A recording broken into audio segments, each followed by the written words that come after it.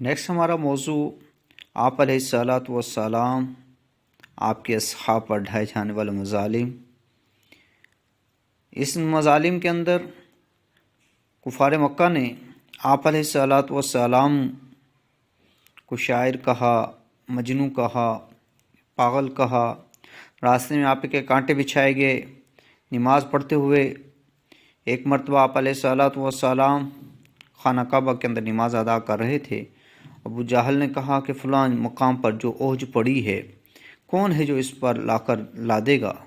عقبہ بن ابی معیط ایک کافر اٹھا اور وہ اوج لا کر آپ علیہ الصلاۃ والسلام پر ڈال دی۔ اس کے وزن سے آپ اٹھ نہ سکے۔ حضرت فاطمہ رضی اللہ عنہا کو پتہ چلا، وہ تشریف لائیں، آپ علیہ الصلاۃ والسلام کے اوپر سے اس اوج کو اتارا اور ان کے حق میں بد دعا کی۔ اسی طرح آپ علیہ الصلاۃ والسلام کے اصحاب میں جو مالدار تھے ان پر بھی مظالم ڈھائے گئے، جن میں حضرت ابوبکر صدیق رضی اللہ عنہ اور عثمان غنی رضی اللہ عنہ ہے۔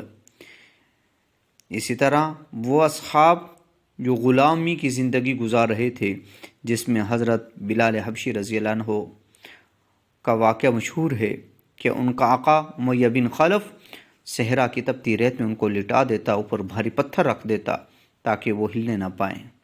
ایسے عالم کے اندر بلال احد احد کے مستانہ نعرے لگاتے رہے۔ اسی طرح حضرت خباب بن ارت رضی اللہ عنہ کو دیکھتے کوئلوں پر لٹایا جاتا، اور جب تک ان کی چربی پگھل پگھل کر ان کوئلوں کو بجھا نہ دیتی، ان کو اٹھنے نہ دیا جاتا۔ یہ مظالم جب بڑھتے چلے گئے تو آپ علیہ الصلاۃ والسلام نے اپنے اصحاب کو حبشہ کی طرف ہجرت کرنے کی اجازت فرمائی۔ حبشہ کا بادشاہ اس وقت نجاشی تھا، جو عیسائیت کی تعلیمات کا عمل پیرا تھا۔ اس کے عدل و انصاف کا چرچا تھا، چنانچہ اصحاب رسول نے حبشہ کی طرف ہجرت فرمائی۔ ہجرت حبشہ کے احوال تفصیلاً آگے ڈسکس کیے جائیں گے۔ مسلمانوں نے 2 دفعہ ہجرت حبشہ کی، ایک دفعہ 5 نبوت کے 5ویں سال، دوسری دفعہ نبوت کے 7ویں سال۔ اسی طرح مکی زندگی کے اندر ایک اور اہم واقعہ شیب ابی طالب کے اندر محصوری ہے۔ جب آپ علیہ الصلاۃ والسلام نبوت کے 7ویں سال میں موجود ہیں، کفار مکہ نے آپ علیہ الصلاۃ والسلام اور آپ کے خاندان کا معاشرتی بائیکاٹ کر دیا۔ چنانچہ ابو طالب اپنے خاندان کو لے کر اپنی ایک وادی جو شیب ابی طالب کے نام سے مشہور ہوئی تشریف لے گئے۔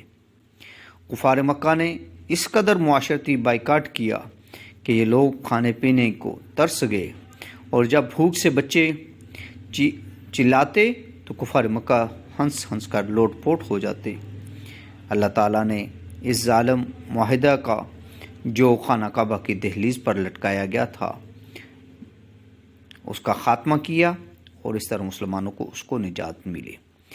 جب نبوت کے 10ویں سال آپ علیہ الصلاۃ والسلام کو اس سے واقعہ سے نجات ملی، تو آپ علیہ الصلاۃ والسلام کے انتہائی مشفق چچا جناب ابو طالب اور آپ کی غم گسار بیوی حضرت خدیجہ رضی اللہ عنہا اس دنیا فانی سے رخصت ہو گئے۔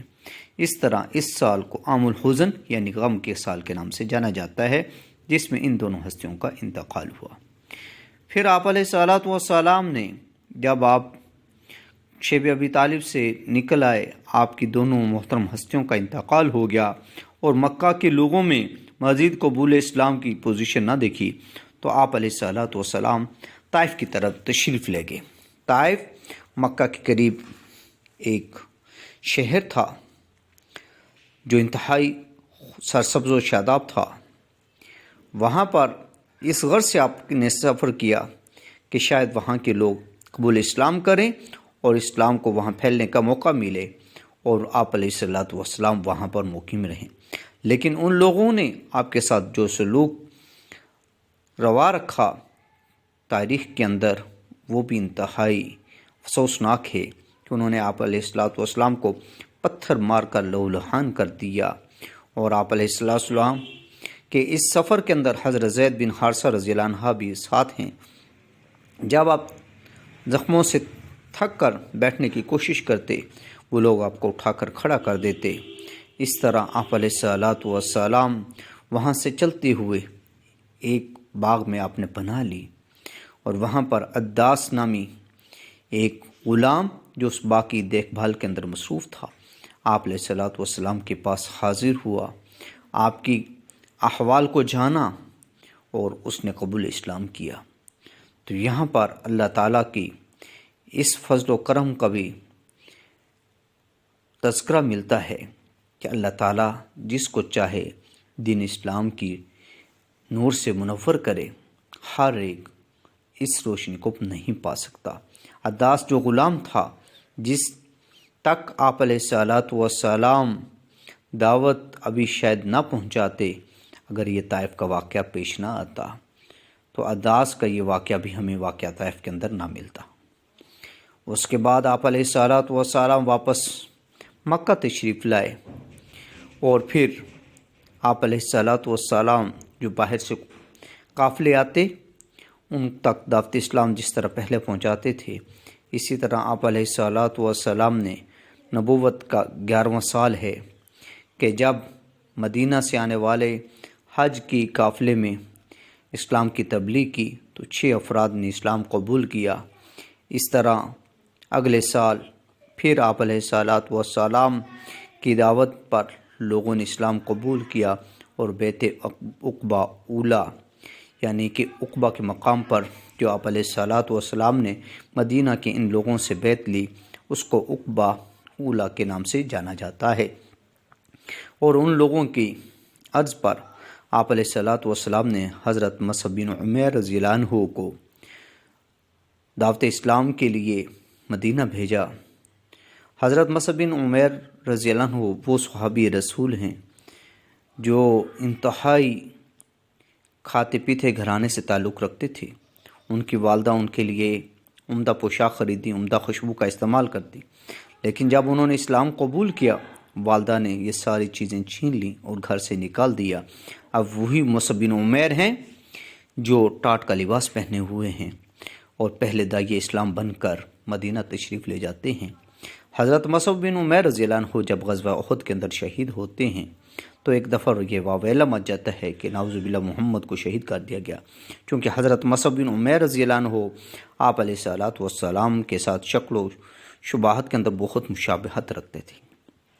چنانچہ حضرت مصعب بن عمیر رضی اللہ عنہ کی دعوت سے مدینہ کے لوگ اسلام قبول کرنے لگے، اور پھر شاید کوئی ایسا گھرانہ نہ بچا جس میں یہ پیغام نہ پہنچا۔ اگلے ہی سال 73 مرد اور 2 عورتیں جب حج کے لیے آئے، انہوں نے قبول اسلام کیا، اور عقبہ کے مقام پر ہی پھر بیعت کی گئی، جس کو بیعت عقبہ ثانیہ کے نام سے جانا جاتا ہے۔ اس وفد میں شامل لوگوں نے آپ علیہ الصلاۃ والسلام کو مدینہ کی طرف تشریف لانے کی دعوت دی۔ چنانچہ اس کے کچھ عرصہ بعد آپ علیہ الصلاۃ والسلام نے اپنے اصحاب کو مدینہ کی طرف ہجرت کرنے کی اجازت مرحمت فرمائی، اور آپ علیہ الصلاۃ والسلام اللہ کے حکم کے منتظر تھے، کیونکہ نبی کوئی بھی مقام اس وقت تک نہیں چھوڑتا جب تک اذن الہی اس کو نہ ہو۔ چنانچہ جب اللہ تعالیٰ کی اجازت ہوئی تو آپ علیہ الصلاۃ والسلام حضرت ابوبکر صدیق رضی اللہ عنہ کی معیت کے اندر مکہ سے مدینہ کی طرف تشریف لے گئے، اور اپنے بستر پر حضرت علی رضی اللہ عنہ کو لٹایا اور کہا، جو ایمانتیں میرے پاس موجود ہیں اس کو کفار مکہ تک لٹانا۔ اب یہاں پر جو چیز مورخین بیان کرتے ہیں کہ ایک طرف وہ لوگ ہیں جو آپ کے قتل کے در پہ ہیں، دوسری طرف آپ کی ایمانداری کا اس قدر یقین ہے کہ ایمانتیں بھی آپ کے گھر میں موجود ہیں، اور امین بھی پھر ایسا امین ہے کہ اپنی جان کی پرواہ نہ کرتے ہوئے ان کی ایمانتوں کو لٹانے کے لیے حضرت علی رضی اللہ عنہ کو اپنے بستر پر چھوڑ دیتے ہیں، اور بستر بھی وہ جس میں سوائے قتل ہونے کے اور کوئی چانس نہ تھا۔ حضرت علی رضی اللہ عنہ کہتے ہیں کہ جب آپ نے کہا کہ اس بستر پر لیٹ جاؤ اور پھر ہم سے آ ملنا، تو مجھے یقین ہو گیا کہ اب میرا کوئی بال بیکا نہیں کر سکتا۔ چنانچہ حضرت علی رضی اللہ عنہ یہ مانتے لوٹا کر آپ علیہ الصلوۃ والسلام کے پاس پھر مدینہ پہنچ گئے۔ آج کے لیے اتنا ہی ہے، انشاءاللہ نیکسٹ پھر ملاقات ہوگی۔ اگر کوئی سوالات ہوں تو آپ پرسنل سینڈ کر سکتے ہیں۔ جزاک اللہ۔